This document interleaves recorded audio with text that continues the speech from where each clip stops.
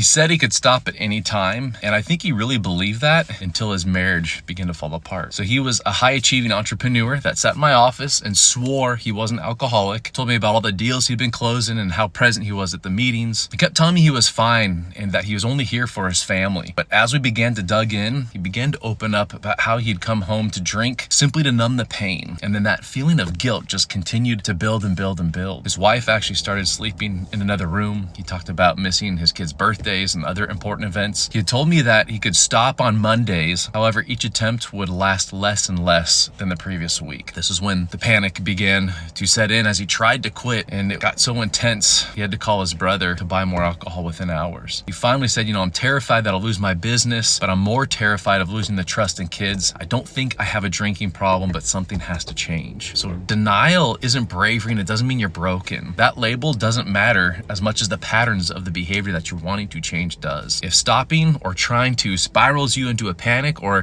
you keep promising next week, that's chemical control and no longer a choice. DM us to see how we can help you like we did him.